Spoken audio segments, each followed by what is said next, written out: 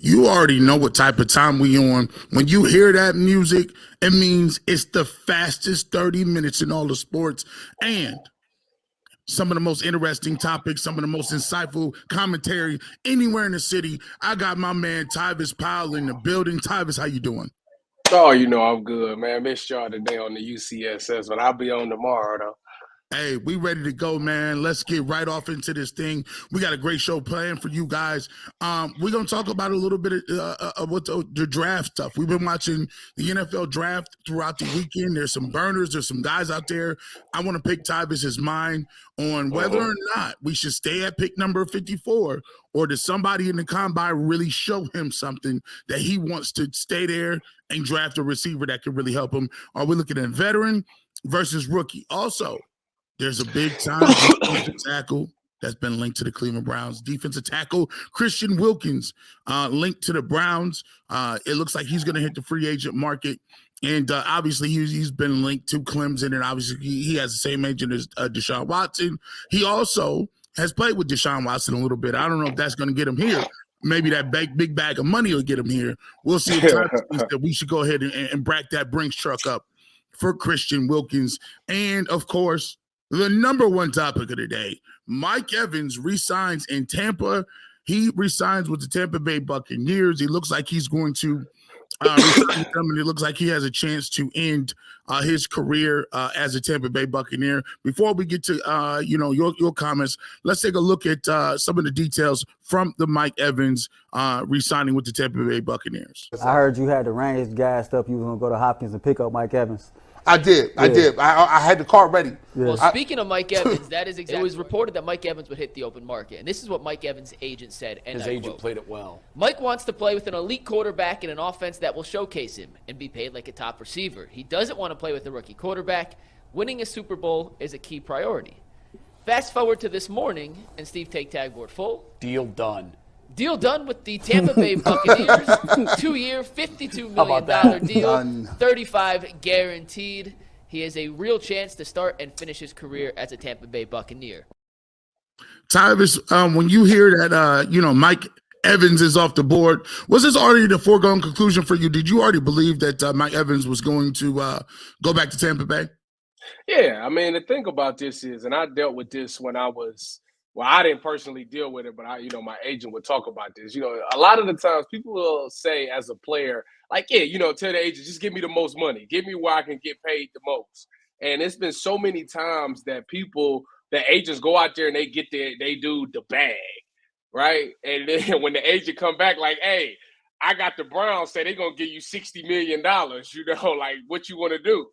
The player will look at it and they'll go, not just the Browns, I'm just saying, just using them for an example. They will say, well, go ask Tampa Bay if they can give me 52 and I'll stay. Like, people don't really want to leave their situation, especially for a guy like Mike Evans. Like, Mike Evans spent his entire career there. There's not many receivers that can go out and say, hey, I spent my career on one spot. They love me here. I was able to just, bring a championship here, continue to compete at a high level. Like, a lot of players can't say that. So it's special for him to be able to stay there. So obviously, if Tampa Bay came anywhere close to what anybody else was going to give him, he was going to take that deal and stay. And I think with the odds that they had last year, they went to the playoffs with Baker Mayfield. Like, in his case, he could see themselves winning a Super Bowl. So I think that's why he stayed. Yeah, listen, I mean, you take a look what he was able to put up. Let's get the stats ready. 79 receptions, 1,255 yards, 13 touchdowns. This is with Baker Mayfield. So, they made it to the second round of the playoffs. They had a really good game. It went down to the wire with the Detroit Lions. And so Mike Evans is looking at it like it's best of both worlds. I'm in Florida. It's warm. I'm a Southern boy. I don't have to be dealing with the taxes. I got a quarterback I think we can live and reel back in. And on top of it, we're going to get a situation where I got a quarterback that has been throwing me the rock. Like, so.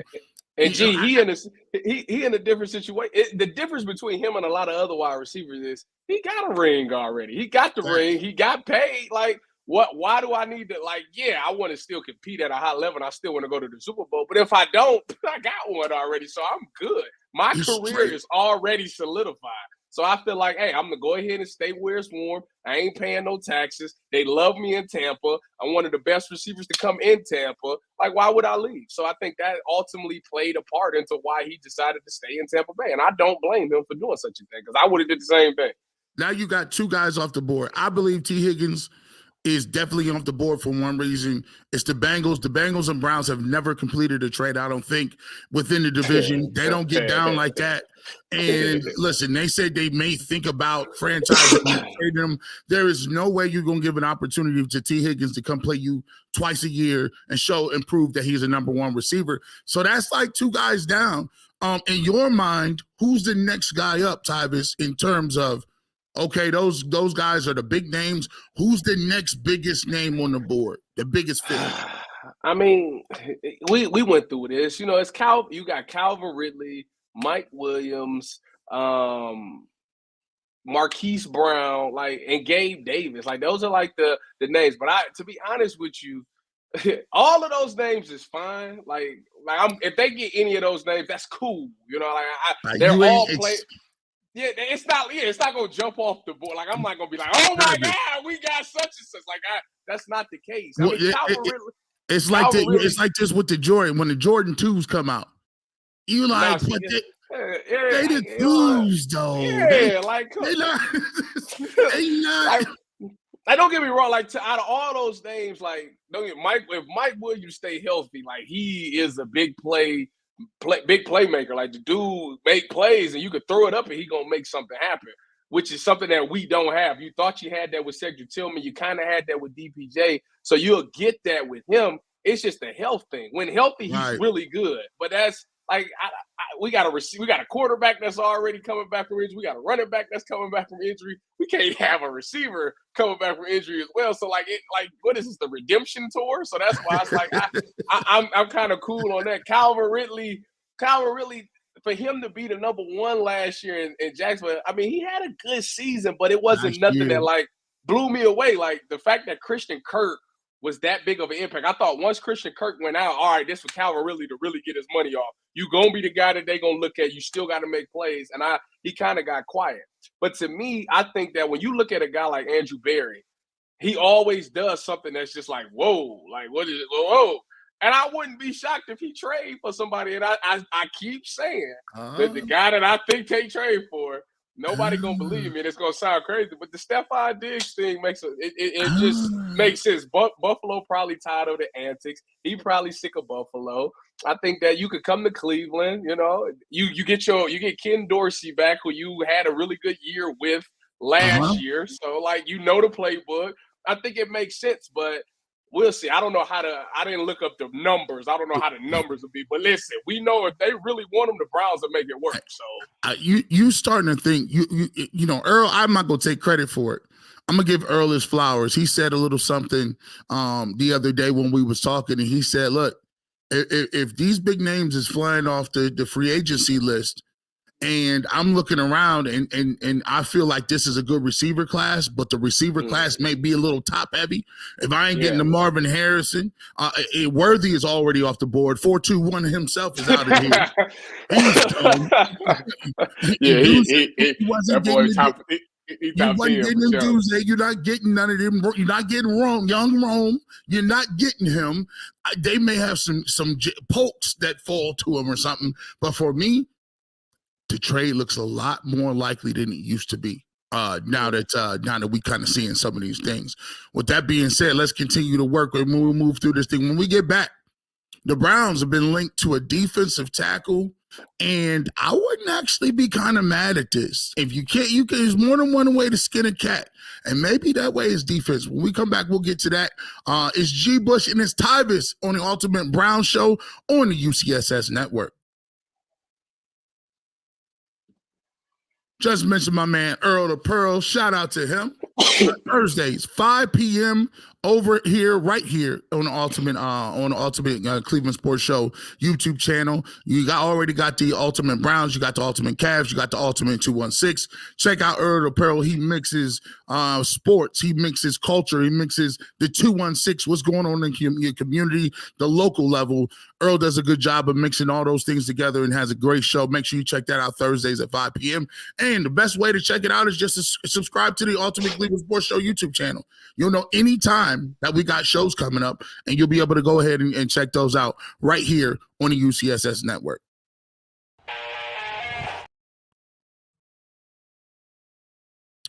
Having so much fun, I almost restarted the show. Pike Castles, man. Whoa. G. Bush, these shows is getting real short. Just 12 minutes. They would have been here for it. What you mean? We're talking some good content right now. Yeah, we rocking and rolling right now. We with my man Tyvis Powell. And right now, I must say this. If you looking for information, if you looking for quality, right now, the Ultimate Brown Show got it locked up. I got Tyvis. I got Quincy. We got the three amigos. Y'all in trouble. Right now, it's a drought in the summer. It's a drought. And you know what I did? I just said, listen, I got all the dealers off the block. Give me all the dealers. Listen, shout out to Stringer Bell. Tell them get down and lay down. Get down and lay down. These dudes over here, this dude G. Bush. I don't know what kind of conglomerate he got going over here, but yeah, we rocking and rolling, man. Let's get to this Christian Wilkins comments and some of this video. This is earlier today. We talked about Christian Wilkins and the possibility that he's a guy that could be linked to the Cleveland Browns and bolster that defensive front. A lot of money on a defensive player, and one guy who has been linked to the Cleveland Browns now is Christian Wilkins, the defensive tackle out of Miami, who is unlikely to get the franchise tag. In an article on ESPN.com about the Dolphins deciding not to extend the franchise tag to Christian Wilkins, which, by the way, the deadline's tomorrow. That could always change, but at this point, it looks unlikely. Jeremy Fowler wrote, and I quote, "Houston is an intriguing option here. The Texans have ample cap space, a quarterback early on a rookie deal, and a playoff roster. But there would be several teams in the mix, though. The Browns, good for a splash or two, for instance. Would they strengthen an already stout defensive line with a versatile DT? So, Earl, is Christian Wilkins someone you'd be interested in backing the Brinks truck up for?" So what I've seen is, like, I'm a very emotional dude, and I'm triggered easily. And the last thing I need is for my emotions to be played with. And so when I seen Christian Wilkins and the Cleveland Browns in the same sentence, like, I was like, man, stop playing with me, man. Like, stop playing with me like that. Listen, I understand that he might make projected to somewhere around 23, 24 million a year if he hits the open market. And that's a pretty penny. But this is a dude who is coming off his rookie deal, first round pick out of Clemson, drafted in 2019, has been nothing short of dominant since he's been in the NFL. I think that if you're not going to do it on offense, whether it be interior defensive lineman or a pass rusher opposite of Myles Garrett, if you can go get a solid stud defensive lineman to complement everything that you have right now and make a unit that's already damn good, damn near unstoppable, then you go do so. You know, that was earlier today on the Ultimate Cleveland Sports Show. If you missed that episode, make sure you check that out. That episode is out right now. Shout out to Earl. You try game, huh? You trying to be a little funny. I like that. I see what you're doing here. What you talking about? Yeah, I see what he's doing. I like his. Listen, he's starting to get some schemes going. I like that. But he did say something I really did like it. I'm intrigued with. If I don't have all of the top-notch guys that I thought I was going to have in free agency, that money still has to be spent somewhere. And I think I could do that with the defensive line. Do you believe that if you don't see the guys there available, are you willing to take a look at guys, specifically Christian Wilkinson on that defensive front? So I think that the Browns will make some type of big time signing, and I think that if you can't get the wide receiver that you want in free agency, then maybe you do take that second round pick and get one of those guys. It's guys that's going to fall to the second round because there's so many wide receivers in this class. I actually looked at the dude from South Carolina, Xavier Legette or whatever his name is. Dude, all right. I don't know who dude is. What you mean? I went and looked at his tape. I'm like, dude, nice. But anyways, so I'll be okay if they get a guy like that, and then if they taking their money and putting it towards a defensive tackle, I'm always for that. The thing about last year is that we 2 years ago we talked about we went and harped on how they needed a defensive tackle. It looked terrible. This year it changed. Obviously, you got a new scheme in there, but they went out there and they addressed it, and they got some defensive tackles in there. Dalvin Tomlinson was good. Probably didn't finish the season that great. A lot of the D-line didn't finish the season that great. But I thought our defensive tackle play was pretty good. You're losing a lot of those guys to free agency. Jordan Elliott, Shelby Harris, and it's another one. Who am I forgetting now? One more. I can't think of who it is. Yeah, Mo Hurst. You losing those three to free agency. Are you going to let them test the market? Well, my thing is, when you think about Jim Schwartz's defense, what has he always had? Every year, he's always had like a Pro Bowl defensive tackle, or he made a defensive tackle become a Pro Bowler. And don't get me wrong, Dalvin Tomlinson play was okay, but this dude had, he had 10 sacks last year, 9 sacks last year? Like, that's something that we missing. And you think about a guy like TJ Watt, what does he have? He has Cam Hayward. He has that dominant defensive tackle, so he's able to get off on a lot of things. If you can get a guy like Christian Wilkins in there and pair him up with Dalvin Tomlinson, now you're getting pass rush from the middle and the interior. It's just going to fall in Myles Garrett's lap or Alex Wright or whoever's opposite of Myles. So I think it's something that you absolutely have to look into because of Jim Schwartz. Like I say, he gets the most out of his defensive tackles. Past year's defensive tackle play was the best we've seen in the Cleveland Browns for years. So, yeah, I would definitely go get Christian Wilkins if I'm not going to get a receiver. Or if y'all want to free up enough money to get a receiver and Christian Wilkins, I mean, that's a home run. But you got to go all out this season. You got to do something. Listen, we was talking about it earlier. Look, hey, there's a list to come see the principal. The next guy up, I like what Earl said. I like him doing his research. He said Myles Garrett, defensive player of the year, restructure that thing, give him a new contract front, give him the money early, get in his bonus, get him out of here. They like to do that. They like to do that. Don't do that. Don't. Oh, and by the way, Tyvus, just so you know, we be on our dean over here. You talk about this guy? Yeah, that's him. This guy is a beast. Listen, if you don't know this dude, go watch his tape, bro. Yeah. Dude like that. He kind of like a bigger Debo Samuel. Got attitude, got speed, can play in the slot. Dude, physical. I like dude. If he make it to the second round, I'm jumping all on that. Like you got to take that. Yeah, that was it was pause worthy. Definitely pause worthy. Yeah, but you know what I mean. But you know what I'm. Draft that kid. Yeah, we draft. Because I saw him, I said, man, who is this? Who's this JV Debo Samuel, but bigger and faster a little bit? I was like, okay, I seen him. Yeah, make sure y'all check that out, man. We be talking that thing over here. We make sure we get to these the guys you should be looking at. And that kind of just segues right into what we talking about. Coming up next, should we stay at pick 54? At 54, you got a couple guys Franklin from Oregon. You got Xavier Legette you think might drop down to you. There's a couple other receivers that you may be liking. Or can you trust that? Can you trust a young boy, a young guy to come in and make a Puka Nacua type deal? Or do you got to trade it all? Like Jagged says, girl, I trade it all. When we come back, we get right back to it. It's your boy G. Bush, Tyvus Powell on the Ultimate Brown Show. We already talked about the Ultimate 216 show, but we got to get to the Ultimate Cavaliers show. Oh, my goodness. I don't even want to talk about the Cavaliers. Nasty work last night. The work was nasty against the Knicks. I don't know what happened. If this was middle school, you would be running suicide drills over and over with the weight of your world on your shoulders. That's a bar. You tell me where I got that from. But anyway, when you looking at these Cavs, Mikey McNuggets and your man Jason Licht is always all over the Ultimate Cavaliers, talking about them going into the playoffs. JB Bickerstaff, Sam Merrill. By the way, Sam Merrill should be playing every game. He's out here looking like the reincarnation of Mark Price. Get this man some minutes. Tuesdays, 5 p.m. Make sure you check that out, and you don't want to miss it because this is almost like a pregame show for the Celtics who are coming to town as well. Tuesday at 5 p.m. It is the Ultimate Cavaliers, and the only place you can get it is on the UCSS network.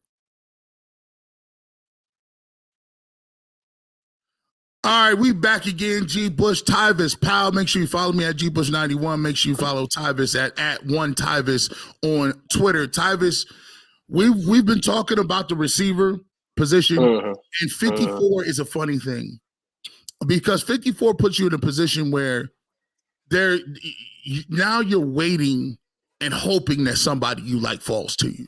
Right? Yeah. It's not like an early first round or second round pick where you can kind of move up a couple spots. This is deep in the queue. This is deep. Yeah. This is nosebleed seats when it comes to that. If we decide that we want a receiver, is it better served that we take that pick with maybe something else in a player and try to position ourselves to get a Stephon Diggs? Or are you comfortable enough that you could take a tier 2 guy in free agency and then wait to whoever falls to you at pick number 54 in the second round? So for this argument's sake, let's say that Stephon Diggs was on an option. Let's say that they said you give us your second round pick in G-New, because that's the hot name that everybody like to throw out. Right. We'll make the trade. You got to ask yourself two things. Is Stephon Diggs play better than anybody that I'm going to get in the second round at 54? That's the first question you got to ask. A lot of people will say, yeah. Even though he kind of fell off a little bit at the end of last year, people will say, yeah, probably. And is it worth giving up? Because right now we really are stacked at the DB room, and we can say we got 3 good corners, that can lock guys up man to man. Are you saying to yourself that if we get rid of G-New, the third guy that comes in there now, is he able to also keep that same productivity? If the answer is yes, then you absolutely make that trade. I think that when I look at it, like in the grand scheme of things, yeah, I would like Diggs, but like I say, is he going to fit? Like, Diggs is a guy that wants the ball a lot. Like, I want the ball. Like, look for me. He'll argue with the coach. Like, is it worth it? Is he that good? Is he still going to be that good? I know he's probably 30 now? Is he still going to be that same guy? That's something that you got to think about. But I just think about the young guys. I'm looking at some names just looking at some 40 times. I don't think the kid from Georgia, Lad McConkey, going to be there. He ran a 4.39, which is crazy. Xavier Legette, he ran 4.39, so he probably ran his way in the first round. Troy Franklin, he ran a 4.41, so he probably ran his way into the first round. So, now I'm looking at a guy like Roman Wilson. That's the guy that you got to look at, Roman Wilson. Michigan. The kid, he plays slot, which is something that you need. He ran a 4.39, so he got some speed, and I think that he can develop into something good. Now, that's the key word right there, develop. Obviously, we haven't done a great job ever developing wide receivers outside of maybe what's my dude, Josh Gordon. Gordon. Josh Gordon. So and they couldn't keep him out of trouble. Yeah. So this ultimately falls on the wide receivers coach. Like, do you trust that he can develop a great talent to make him become somebody? Yeah, we talk about Puka. Yeah, we could have got Puka, but you got to ask yourself, do you think if Puka came to the Cleveland Browns, he would still be the same Puka? Do you think we would develop him into becoming that Puka? That's the thing that I'm not 100% sure. So that's why I say I'm more comfortable with them making those trades. A guy that's already been developed by a good wide receivers coach. Not throwing shade at our receiver coach at all, but I'm saying a guy that's been developed, that's been in the league, that's got some experience, that knows how to win routes, that knows how to get open. Like, those are the type of guys you need. I'm not 100% sure on the development of our wide receiver. And let me just ask you this question, because you can give us a unique insight into it. When you go into rookie camp and when you go into camp and you're going to get some of the receivers, what is some of the things? What is the uphill battle that the receivers have to coming in making a major dent in the roster and making a major, just adding something to what they're going to do offensively? Because to me, it's very rare for a receiver to come in and make an impact like that, especially given the fact that they're coming from college. What's some of the obstacles that they face? Well, I mean, when coming in rookie minicamp, I mean, it's gotta be obvious. Like, you gotta come in there and be like, nobody here can hold me. Like, these is y'all people that y'all drafted, like, they not good. And then when you get to when you get to OTAs and you start going up against some of the veterans, you need some of them older corners to be like, oh, hey, this dude nice. Yeah, who this? This dude actually nice. Then obviously it translates to the game. If you this is the thing. It's a lot of help that goes on. Like for me as a DB, when I was in Seattle, you had Doug Baldwin's and Jermaine Kearse like, hey, bro, look, do this. Like, grab me here. Like, this how you know I'm about to run this route. Like, I'm going to do this. Like, you got that. So the exact same thing goes on the flip side. If you're a young receiver and you're going up against a corner, he going to tell you how to beat certain guys. He going to tell you what beats him, because he wants to see you be good. And if you can take those things, then when you get to those preseason games and you put that on tape and you starting to get that separation and stuff like that, like that's when it's like, all right, we can actually really use this guy. So I think those are some of the challenges. Obviously, the playbook is going to be extensive, but I think for any Cleveland Browns that they draft, like any receiver that comes in or anybody that comes into the program, it's the perfect time because the playbook is about to change. So everybody's learning the new playbook at the same time. Whoever learns it the fastest gets on the field the fastest. So I think that's something that you got to look into. But look, I'm cool with like I said, I'd rather them trade because I think that's Andrew Berry's strong suit. But if you telling me that they're going to get somebody in the second round that's a can't-miss guy, then I think you can go with that. We got a comment here, Earl. The Pearl, what's up, man? Just look at the Water Football latest second round mock, and there's like 5 or 6 mocked to be drafted before the Browns make their first pick. I think a lot of people is nervous about that. I think if we were in the first round, I think we would be more likely to take a guy, like because we feel like he could contribute to day one.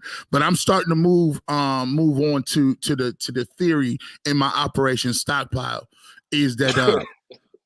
We're gonna have to add these picks up like Transformers or Voltron and go get us a nice receiver, man. Listen. Does anybody know Devontae Adams' number? Devontae, hit me up. They say he going to the Jets. Hit me up, Devontae. 112 people here. Make sure you hit that like button too. Make sure you hit that like button. So listen, we got a competition going. Listen, right now, I got Quincy. He's been on Friday. We got Tyvis Powell. We in here. He came to the building. If you want to see more of Tyvis Powell on the show, hit the number 2s. Put the 2s in there. 2 is the ultimate safety number. 2, if you got the number 2 as a safety, you cold. You as that dude. As a DB, period. You are that guy. You that dude for sure. Put the 2s in the comment section if you really enjoy Tyvis. And if we got enough of him, we'll bring him back on. 114 people in here as always, man. We want to appreciate it. Thank you guys for checking out. I told you, Tyvis, when you came on, the fastest 30 minutes in all of our sport. It's hard to get all this stuff somebody in. in the comment was like, y'all need to make this 60 minutes. That's what I said. 60 minutes. Listen, the people on 60 minutes was getting it done for a lot more than the 60 minutes we talk about down playing. Well, shout out to everybody. Shout out to the people. And as always, man, I want to thank everybody. Make sure you check out our clips. Make sure you subscribe. And make sure you check out all of our other content. We'll have when you back in on Ultimate Cleveland Sports Show. Tomorrow's me, McNuggets, and Jason. Make sure you check that out. Make sure you check all those dudes out as well. And I will be back on Thursday. And with that being said, you never know where G Bush is going to be. You never know where I'm going to be at. And the only thing I can tell you to do is listen for the Clippers. We'll be back with another episode on Friday. Have a great evening and go Browns.